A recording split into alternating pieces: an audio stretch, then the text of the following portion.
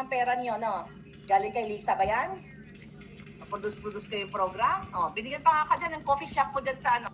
Sa airport. Oh, sino nag-sponsor niyan? Sino na naman ang gumapang niyan? Tumigil ka. Yan ang ikaso mo sa akin. Dahil hindi ka mananalo yung sa anak mo. Hindi ka mananalo, Tuning, tanda mo yan. Sabi ni Tuning, ito yung tune-in kay Katuning chuchu-chuchu. Ay, naku, ang corny mo tsaka ang baboy mo mag-vlog. Lumalaman pa, kunyari, paano ka pahirap-hirap, patuyo-tuyo. Tigilan mo nga ako sa pahirap-hirap drama mo. Magbayad ka ng tamang tax mo, aba. Oh. Sabi pa dito, Ning, exciting po itong show. Huwag natin basahin yung mga show na yan.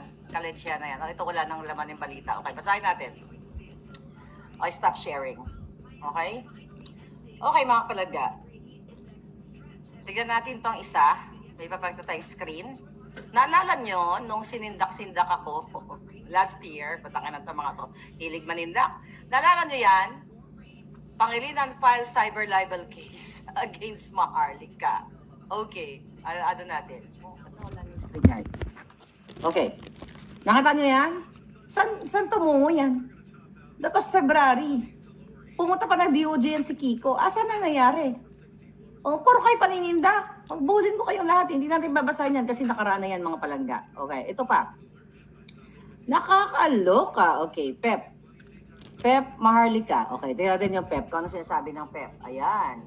Anthony Taberna. Okay, tingnan natin. Kailan to? Ito kasi may nag-send sa akin. Si Edwin Hamora. Hi, shoutout sa akin palanggang Edwin Hamora. Sa susunod, invitahin ko yan para mag-explain sa mga GDP, Gross Domestic Product issue. Alright, pakita natin sa inyo. Add stream. I know, not the one. Screen nga. Stop screen yan. Okay, present natin ito. Screen to palangga. Ayan. Share screen. Tingnan natin ayan. Ayan, diyan ko nabasa. Oh, yung dalawang hitad. Kasong cyber libel na isinampa ni Anthony Taberna sa isang vlogger. Umusad na. Mukhang jindot. Diyos ko po, may pa-Diyos pa. Mga sinusunog ng kaluluwa sa impyerno. Alright. Ngayon, mga palangga, ito. Ito na.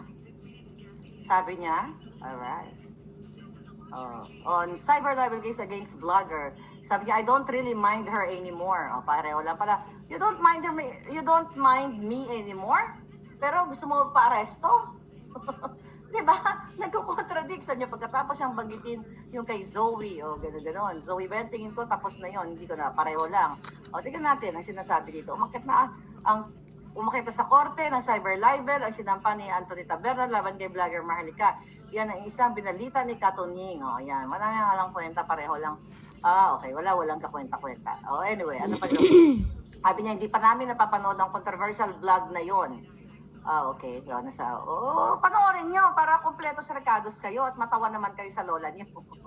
Yung Sona ko, napanood nyo na ba? Panoorin yung Sona ko, yun ang panalo sa banga.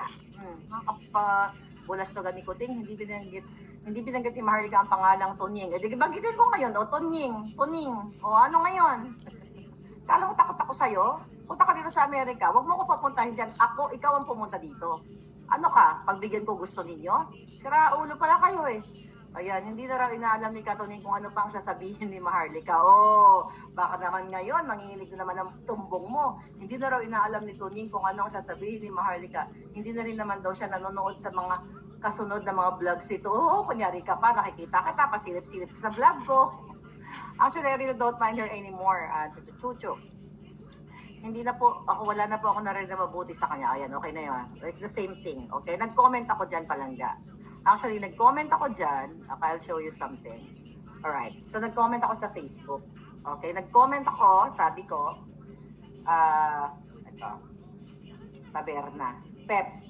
Yan. Sita mo, one day na 12 comments pala. Kanina 3 comments lang yan. Nung nag-comment ako, tsaka nagkaroon ng engagement. Okay. Ayan po yung article. Ayan, comment ko ng bonggang-bongga. Nababasa niya? Ang bobo talaga ni Tuning. Juan Tomares, saan nyo sinend ang copy ng kaso? Bakit wala ako natanggap?